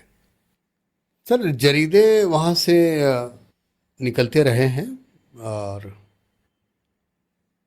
क़याम बांग्लादेश के बाद नौशाद नूरी साहब ने शाहकार नामी जरीदा शाया किया। शाहकार की खुसूसियत यह है कि उसमें एक तरफ उर्दू और एक तरफ बंगला राइटरों को वो शाया करते थे, और उर्दू में जो कुछ लिखा जा रहा है उस पर बंगला में वो तासुरात भी लिखते थे, ताकि बंगला पढ़ने वाले उसको उर्दू में क्या लिखा जा रहा है उसको वो समझ सकें। तो बहुत सारा काम किया है इन लोगों ने। ऐसे साजिद साहब वहाँ थे और वो अच्छे अफसाना निगार भी थे। उन्होंने दस्तक और دیگر جرائد شائع کیے، روداد شائع کیا۔ جلال عظیم آبادی وہاں اچھے شاعر تھے، انہوں نے افسانے بھی لکھے ہیں، اور وہ ادب نامی ایک ادب نامی رسالہ پرچہ نکالتے تھے، رسالہ، اس میں ان کے 2 یا 3 افسانے شائع ہوئے ہیں۔ تو اس طرح سے وہاں جریدے تو نکلتے رہے ہیں۔ ابھی الفلاح بنگلہ دیش بہت اچھا یہ لوگ کام کرتے ہیں، تو اپنا جریدہ ہر سال وہ لوگ نکالتے ہیں۔ میں یہاں ضمنی طور پر ایک بات کہنا چاہوں گا کہ وہاں ایک تنظیم قائم ہوئی، بنگلہ دیش کے بہت بڑے شاعر تھے بنگلہ زبان کے، وہ اسد چودھری صاحب۔ اچھا، اسد چودھری کی علمی قد و قامت کا اندازہ اس بات سے لگائیے کہ بنگلہ دیش میں جو لٹریری ایوارڈ ہے وہ ہے 21 پدک، 21 فروری کے نام پر وہ لوگ 21 پدک اس کا کہا جاتا ہے۔ یہ بنگلہ دیش کا سب سے بڑا ادبی ایوارڈ ہے، یہ اسد چودھری کو مل چکا ہے حکومت کی طرف سے۔ اسد چودھری بنگلہ کے ساتھ ساتھ اردو وہ پڑھنا جانتے تھے، اور انہوں نے ایک تنظیم بنائی، اس تنظیم کا نام انہوں نے رکھا بنگلہ اردو ساہتیہ فاؤنڈیشن۔ اب اچھا، بنگلہ اردو ساہتیہ فاؤنڈیشن کا قیام کوئی بہت معمولی واقعہ نہیں ہے۔ ایک ایسی شخصیت جو ملک کا سب سے بہت بڑا شاعر ہے، وہ بنگلہ اور اردو والوں کو ملا کر کے ایک ایسی تنظیم بناتا ہے جس میں بنگلہ والے اردو والے ایک ساتھ مل کے کام کرتے ہیں۔ اور بنگلہ اردو ساہتیہ فاؤنڈیشن میں شمیم زمانوی صاحب ہوتے ہیں، احمد الیاس صاحب ہوتے ہیں، اسد چودھری کے گھر پہ اس کی میٹنگ ہوتی ہے، اور اس کے بعد کئی ایک نشستیں ہوتی ہیں، اور یہ لوگ اس کے بعد جریدے شائع کرتے ہیں۔ روداد اور یہ دستک اور شاہکار، یہ جو جریدے ہیں نا، یہ بنگلہ اردو ساہتیہ فاؤنڈیشن نے شائع کیا۔ اس کے علاوہ احمد الیاس اور دیگر لوگوں کی جو بہت ساری کتابیں بنگلہ اردو ساہتیہ فاؤنڈیشن کے توسط سے شائع ہوئی ہیں۔ تو بہت سارا کام ہوا۔ بعد میں نظر الاکیڈمی، بنگلہ دیش کی بنگلہ اکیڈمی، ان لوگوں نے اردو کی کتابیں شائع کی ہیں، ابھی ہو رہی ہیں، اردو کی کتابوں کے تراجم ہو رہے ہیں، اردو زبان میں۔ اردو زبان اور اردو کے بنگلہ زبان میں اچھا، اردو کتابوں کے ترجمے شائع ہو رہے ہیں۔ تو یہ بہت اہم کارنامہ ہے۔ اس کے علاوہ آپ بنگلہ دیش میں جو ڈھاکہ یونیورسٹی ہے، اس کے شعبہ اردو کے ہر سال اس کا جریدہ شائع ہوتا ہے، اور اس جریدے کی خصوصیت یہ ہے کہ صرف وہاں کے طلباء و طالبات اس میں شامل نہیں ہوتے، اساتذہ کے ساتھ پوری دنیا کے لوگ جو اہل قلم ہیں اس میں اپنے نگارشات وہ شائع کروا سکتے، وہ بھیج سکتے ہیں۔ تو گزشتہ دنوں مجھ سے بھی مضمون مانگا گیا کہ آپ بنگلہ دیش کے اہل قلم یا بنگلہ دیش کے اردو ادب کے حوالے سے ایک مضمون بھیجی، تو میں نے ارسال بھی کیا ہے۔ اور راجشاہی یونیورسٹی کا جو شعبہ اردو ہے، وہاں بھی جریدے نکلتے ہیں، اور اس شعبے کی طرف سے ہر سال اچھے سیمینار ہوتے ہیں۔ گزشتہ یہ شیخ حسینہ کا جو سیاسی معاملہ ہوا، اس سے پہلے مجھے راجشاہی یونیورسٹی کی طرف سے دعوت بھی ملی تھی اس سیمینار میں شامل ہونے کا، لیکن میں نہیں جا سکا۔ اور ان کے بنگلہ جو شعبہ ہے راجشاہی یونیورسٹی کا، اس نے میرا جو نوشاد نوری پر جو اردو میں میرا مضمون تھا، اس کا بنگلہ ترجمہ کر کے اپنے سالانہ میگزین میں ان لوگوں نے شائع کیا ہے۔ تو میں سمجھتا ہوں میرے لیے یہ بڑی افتخار کی بات ہے کہ واقعی ایک عالمی جریدے میں میرا وہ ترجمہ کر کے مضمون شائع کیا گیا ہے۔ کسی بھی علاقے میں جو لوکل زبان ہوتی ہے وہاں کی، جو وہ وہاں کی دوسری زبان میں اس کے الفاظ داخل ہو جاتے ہیں، تو ظاہر ہے کہ وہاں کی جو اردو آج کی جو ہوگی، وہ ہماری یہاں کی جو انڈیا کی جو اردو ہے یا پاکستان کی جو اردو ہے اس سے کچھ مختلف ہوگی شاید۔ وہاں اس میں بنگلہ کے الفاظ داخل ہو گئے ہوں گے، ایسا کچھ محسوس کیا آپ نے؟ اردو ابھی جو نئی نسل ہے، وہ ان کی جو اردو ہے وہ اس پہ بنگلہ کے بہت واضح اثرات ہیں، اور علاقائی سطح پر وہاں وہ لوگ جو اردو بولتے ہیں وہ اس میں بنگلہ کے اثرات بہت واضح ہیں، اور بالکل خالص اردو نہیں ہے۔ اردو بولتے ہیں ہم لوگ جیسے بات کر رہے ہیں، اس طرح کی اردو بھی ہے، اور اس میں کلکتہ کے جو مختلف جو علاقے ہیں، بستی علاقے جو ہیں نا، بستیوں میں جس طرح کی اردو بولتے ہیں اس سے بہت ملتی جلتی شکل ہے ان کی. تو جیسے وہ ہم بولیں کہ آپ کہاں سے آ رہے ہیں تو وہ تے کہاں سے آری سے، تو اس طرح کی اردو وہاں بھی مستعمل ہے. تو ویسے ہی بولتے ہیں وہ اپنے کیمپ میں، اپنے علاقوں میں ویسی زبان مستعمل ہے وہاں پہ، یہ بولی جاتی ہے. ایک میں بھول جاؤں گا، بنگلہ دیش کا ایک بہت ہی پہاڑی علاقہ ہے جہاں چائے وغیرہ کی کھیتی ہوتی ہے، وہ چٹاگانگ کے آگے. وہاں جو مزدور کسی زمانے میں بہار سے گئے تھے، آج بھی وہاں وہ آباد ہیں اور وہ بھوجپوری بولتے ہیں. اچھا. بھوجپوری بولنے والوں کی اچھی خاصی، وہ اردو بھی بولتے ہیں اور بھوجپوری بھی بولتے ہیں. اچھا، اس کے علاوہ جو بستیوں میں جنہوں آپ نے بات کی کہ جو اردو بولنے والے لوگ ہیں، وہ جب بنگلہ بات کریں گے یا جو بھوجپوری بولنے والے لوگ ہیں جو بھوجپوری بات کریں گے یا بنگلہ بات کریں گے، تو آپ کو اندازہ نہیں ہوگا کہ ان کی زبان بھوجپوری ہے یا پھر اردو ہے. بہت اچھی بنگلہ زبان وہ بولتے ہیں. شمیم زمانوی صاحب کا جو میں نے ذکر کیا، شمیم زمانوی صاحب بہت اچھی بھوجپوری بولتے ہیں، بڑی اچھی اردو ہے ان کی، اور صنف شاعری پر ان کی گرفت جو ہے بہت زبردست ہے. لیکن وہ اپنی جو علاقائی جو پیدائش ان کی زمانیہ میں ہوئی یو پی کے غازی پور میں، تو وہاں کی وہ زبان، علاقائی زبان بہت اچھی بولتے ہیں. کیا وہاں کے جو غیر اردو داں جو نوجوان ہیں، کیا ان میں اردو سیکھنے کا جذبہ ہے؟ کیا وہ کوشش کرتے ہیں؟ کہیں اس طرح کے ادارے قائم ہیں وہاں جہاں غیر اردو داں، پھر میں کہوں گا کہ دو حلقے کے، دو طرح کے غیر اردو داں ہیں. ایک وہ جن کی مادری زبان اردو ہے لیکن اب وہ اردو زبان پڑھنا لکھنا نہیں جانتے، تو وہاں اردو کے مراکز، آپ کو میں یہ بتاؤں کہ قانونی طور پر ان کیمپ میں آپ اردو کے مراکز یا اردو کے لیے کھول نہیں سکتے. تو وہاں فلاحی ادارے کام کرتے ہیں اور عربی فارسی، عربی پڑھانے کے ساتھ ساتھ اردو بھی پڑھایا جاتا ہے بچوں کو سکھانے کے لیے.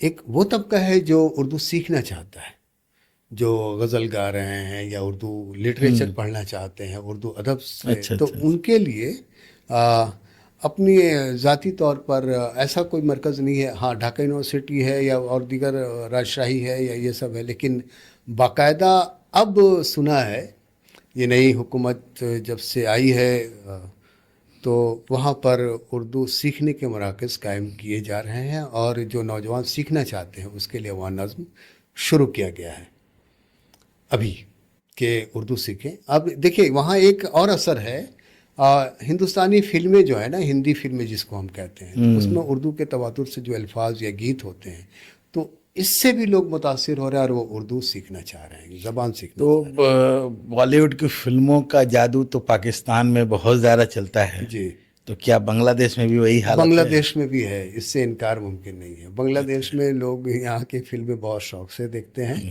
اور گیت، اور وہاں گاتے بھی ہیں. اور یہاں کی غزل، اب بھی وہاں غزل گانے والے لوگ یا ہندوستانی فلموں کے گیت گانے والے لوگ بہت ہیں جو گاتے ہیں اور سنتے ہیں. تو نوجوان اس کی طرف متاثر بھی ہو رہے ہیں اور بہت سارے لوگ اس میں اپنا کریئر بنانا چاہ رہے ہیں. تو وہ اردو سیکھنا وہاں شروع کیا ہے لوگوں نے. وہاں کی جو لائبریریاں ہیں، سرکاری ہوں یا پرائیویٹ ہوں، ان لائبریریوں میں اردو کا ذخیرہ موجود ہے؟ 1971 میں جب یہ فسادات کا سلسلہ شروع ہوا تو قائد اعظم جو روڈ ہے،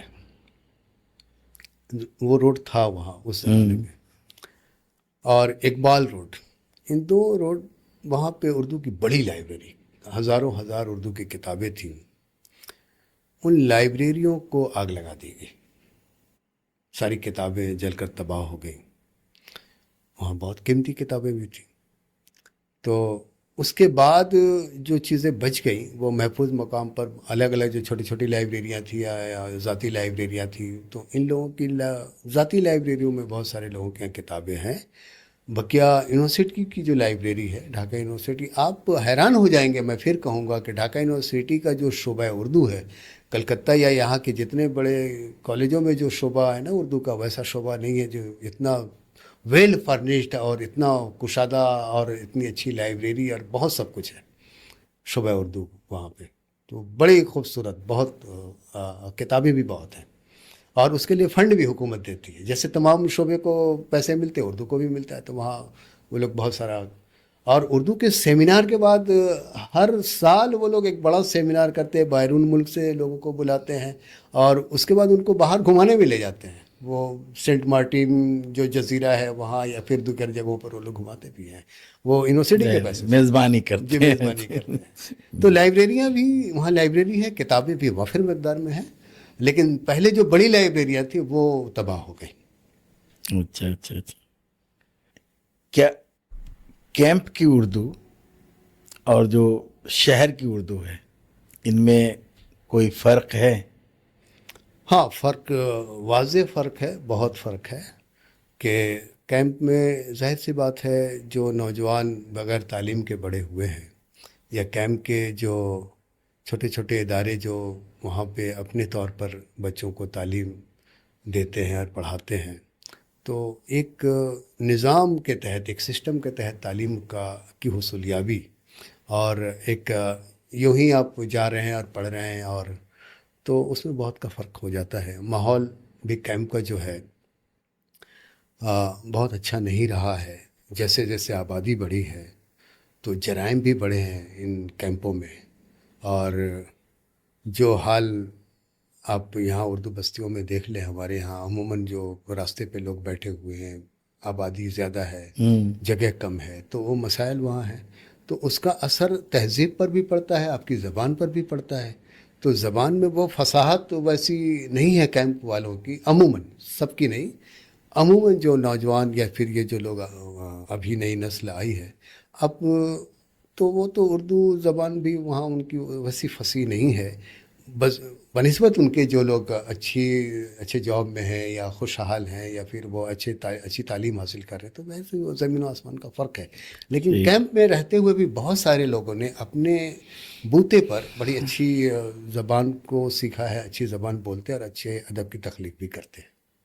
کیا بنگلہ دیشی اردو والے اور خاص طور سے جو ادیب ہیں، شعراء ہیں، یہ سوشل میڈیا آزادی سے استعمال کر سکتے ہیں یا کوئی پابندی؟ ہاں، یہ بالکل سوشل میڈیا پر پابندی نہیں ہے. کبھی کبھی اگر ویسی کوئی دشواری ہوتی ہے یا پھر اس ملک میں کچھ ہنگامی صورتحال ہو جائے تو انٹرنیٹ بند کیا گیا. ابھی جو فسادات ہوئے، وہ تو خیر ایک الگ پہلو ہے، لیکن آزادی، ایسے فیس بک یوز کر رہے ہیں، اپنی تخلیقات وہاں ڈال رہے ہیں. ہاں بالکل بالکل، یہ سب ہوتا ہے سے فیس بک پر وہ اپنی تخلیقات کو شائع کرتے ہیں. آن لائن مشاعرے ہوتے ہیں. آپ ہمارے یہاں آج بھی، اب وہ سلسلہ اتنا آن لائن کا نہیں رہا، لیکن بنگلہ دیش میں تو آن لائن مشاعرے تواتر کے ساتھ ہوتے ہیں، جس میں پاکستان کے لوگ، جرمنی کے لوگ، کیا نام ہے وہ، غزالی صاحب ہیں جرمنی کے، اور انور ظہیر رہبر ہیں، یا پھر اور سیما عشرت معین سیما ہیں. میں جب بھی دیکھتا ہوں عشرت معین سیما ہیں یا پھر ان کے شوہر ہیں، وہ یہ سارے لوگ جو آن لائن پروگرام کرتے ہیں تو اس میں پاکستان اور جرمنی اور بنگلہ دیش کے لوگ شامل رہتے ہیں عموماً. اور بڑی بڑی مجلسیں ہوتی ہیں بھائی، قریب 1.5 گھنٹے 2 گھنٹے تک کے وہ پروگرام چلا. لوگ صرف یعنی کہ شاعر و ادیب شامل ہوتا ہے، عام لوگ بھی اس میں شامل ہوتے ہیں اور بہت ذوق و شوق سے وہ سنتے ہیں. تو سوشل میڈیا کی تو بھرپور آزادی، اور اس کا وہ لوگ اس سے استفادہ بھی کر رہے ہیں، اور اپنے کلام کو فیس بک اور دیگر جگہوں پر شائع بھی کرتے ہیں. اور دیگر لوگوں کے ادبی جو نگارسات ہے اس سے وہ فیض بھی اٹھاتے ہیں. یعنی اس سے تو اردو کی ترویج اشاعت میں بالکل فائدہ ہو. فیس بک نے فاصلے، فیس بک ہو یا انٹرنیٹ یا پھر یہ جو بھی سوشل میڈیا ہے، اس فاصلے کو کم بھی کیا ہے، اور لوگوں کو سمجھنے کا جو دائرہ اس کو پھیلایا بھی ہے. اب ان کو یہ لگتا ہے کہ دنیا میں کس طرح کی چیزیں لکھی جا رہی ہیں دیگر حلقوں میں، اور ہماری جو تصنیفات یا جو ہم جو تخلیق کر رہے ہیں تو اس میں کہاں کیا کمی ہے، کیا فرق ہے. یعنی تو ڈیجیٹل دنیا میں سب ایک ہو گئے، ہندوستان ہو یا پاکستان ہو یا بنگلہ دیش، بالکل، یا مغربی ممالک مغربی ممالک ہوں. یہ سب اس پلیٹ فارم پر ایک ہو گئے ہیں. ابھی 2 مہینے پہلے انور ظہیر رہبر صاحب کی ایک کتاب کے اجرا ہوا. تو جرمنی میں ہے انور ظہیر رہبر، اور جرمنی کے میں ایک حکومت کے ادارے سے منسلک ہے، دفاعی امور میں ہے وہ. تو ان کی کتاب کے اجرا میں بھی شامل تھا. اس میں پاکستان کے لوگ تھے، بنگلہ دیش کے لوگ تھے، جرمنی کے لوگ تھے، تمام بڑے شاعر و ادیب تھے. میں نے بھی اپنے تاثرات، تو مجھے بہت کچھ سیکھنے کا بھی موقع ملا. آپ کے خیال میں آنے والے برسوں میں، آنے والے 10 سال یا 20 سال میں اردو کا مستقبل بنگلہ دیش میں کیا ہوگا؟ آپ کا اپنا خیال کیا ہے؟ میرا اپنا خیال یہ ہے کہ آنے والے دنوں میں حالات جس تیزی سے بدل رہے ہیں، بین الاقوامی سطح پر بھی، اب ایسے بھی. اب دیکھیے کہ پوری دنیا میں اردو کہا یہ جا رہا ہے کہ ادب دم توڑ رہا ہے، یا پھر بعض لوگ کہتے ہیں کہ اب بس ڈیجیٹل دنیا ہو کے رہ جائے گی، یا پھر. لیکن میں سمجھتا ہوں کہ ایسا کہنے والے کسی اور اپنے آپ کو محسوس کرتے ہیں کہ کسی اور دنیا کا ہے. آنے والے دنوں میں اردو اور عام لوگوں تک بنگلہ دیش میں پہنچے گی، اور اردو سے لوگ متاثر ہو رہے ہیں. اور سیاسی حالات اگر بہتر رہیں وہاں پر تو انشاءاللہ اردو والے اور بھی بہتر طریقے سے اپنی مادری زبان کو اختیار کریں گے اور سیکھیں گے، اور ان میں سیکھنے کا جذبہ بھی پیدا ہو رہا ہے.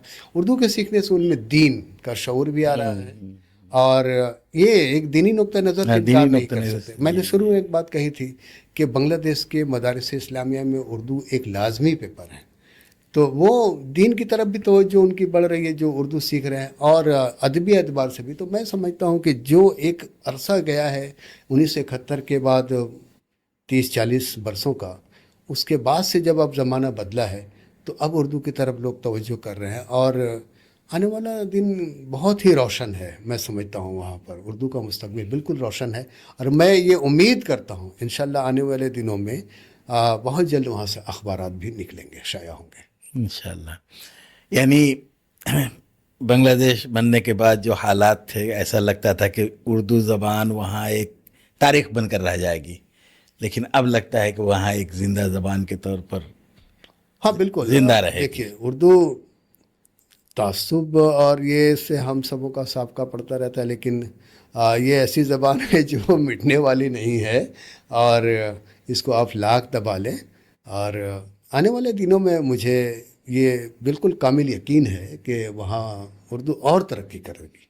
اور صحیح. اب یہ کم بڑی بات ہے کہ وہاں پر نظرل اکیڈمی اور بنگلہ اکیڈمی اردو کتابوں کا بنگلہ میں ترجمہ وہ لوگ کر رہے ہیں، اور اردو سے وہ لوگ پڑھنا چاہتے ہیں، اردو سیکھنا چاہ رہے ہیں. اردو والے خود اب اردو، جو بچے جو اردو نہیں پڑھ سکے وہ پڑھ رہے ہیں. تو کئی لوگوں سے میں یہ سمجھتا ہوں کہ اب جو نسل ہے، دیکھیے بہت سارے لوگ تو بیرون ملک چلے گئے ہیں، لیکن جو نئی نسل ابھر کر کے سامنے آئی ہے وہ اپنی زبان سیکھنا چاہتی ہے، اور سیکھ رہی ہے وہ نسل. اچھا، اردو بھی تو ہماری اردو اور ان لوگوں کی جو اردو ہے تھوڑی تو فرق ہے. جو وہاں کے، جو بہاری کی بات نہیں کر رہے، جو لوگ وہاں کے زیادہ اثر جن لوگوں پر ہے، ان کی زبان تھوڑی سی الگ ہے. تو کچھ الفاظ ایسے بھی ہوتا ہے، ہر زبان میں ایسا ہوتا ہے کہ ایک ہی لفظ ہے جس کے معنی وہاں کچھ اور ہیں، یہاں کچھ اور ہیں.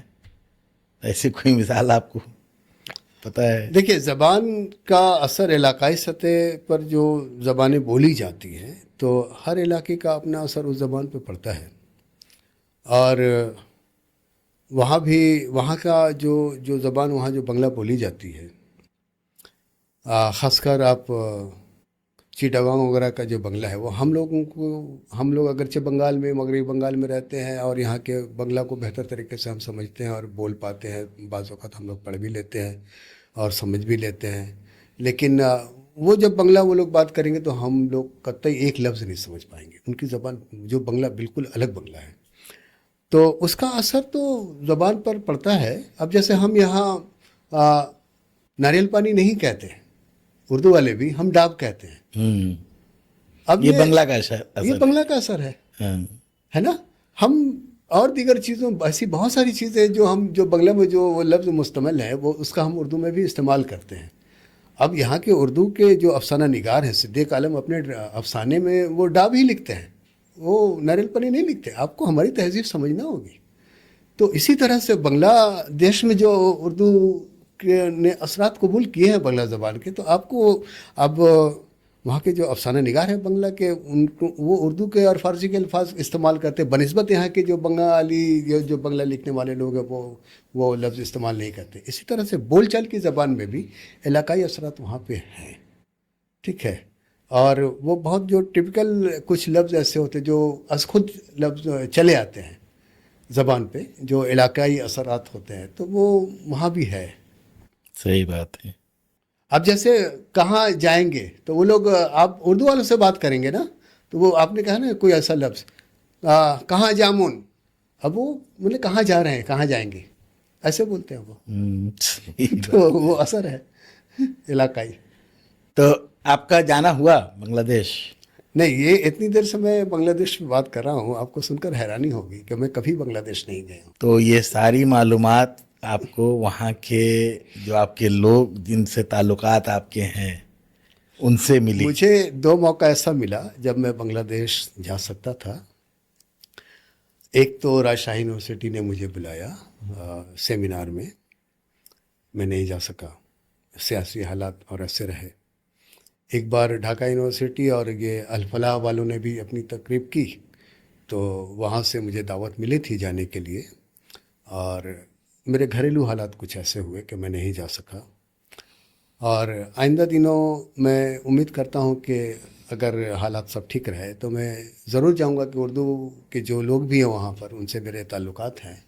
تو بلکہ میرے گھر پہ, میرے کالج میں جب احمد الیاس صاحب کو میں بلایا تھا, اسد چودھری صاحب آئے تھے, اور اردو کے بہت ساری بڑی ہستیاں جو بنگلہ دیش کے حوالے سے ہیں, یعنی آپ نہیں گئے, وہ لوگ تمام لوگ میرے یہاں آئے ہیں, میرے گھر پہ بھی آئے ہیں, اور شمیم زمانوی صاحب آ چکے ہیں, تو تمام لوگ.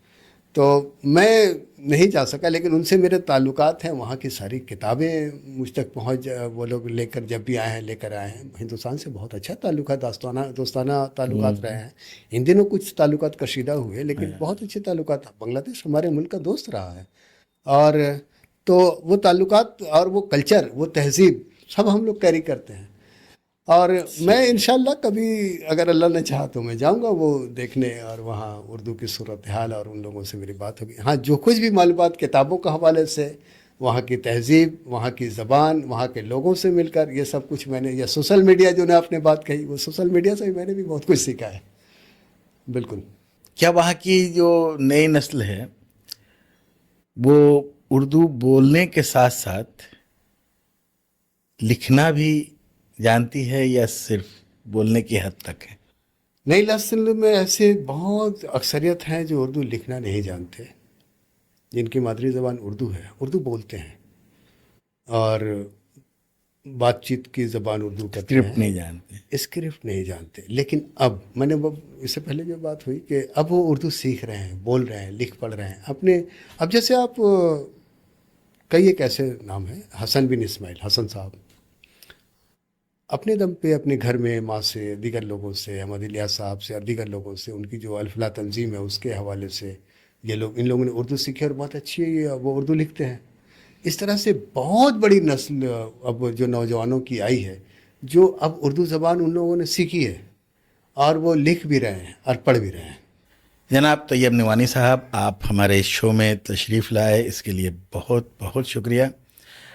اور آپ نے بہت ساری کام کی باتیں ہمیں بتائیں, بنگلہ دیش سے متعلق بہت ساری باتیں ہمیں جاننے کا موقع ملا, اور مجھے امید ہے کہ ناظرین بھی اس سے کافی محظوظ ہوئے ہوں گے اور ان کی معلومات میں بھی اضافہ ہوا ہوگا. تو امید کرتے ہیں کہ آئندہ بھی آپ ہمارے اس شو میں آتے رہیں گے. اگلی بار شاید ہم کسی دوسرے موضوع پر, اور میرا خیال ہے کہ ڈرامہ کے موضوع پر آپ سے گفتگو کریں گے انشاءاللہ.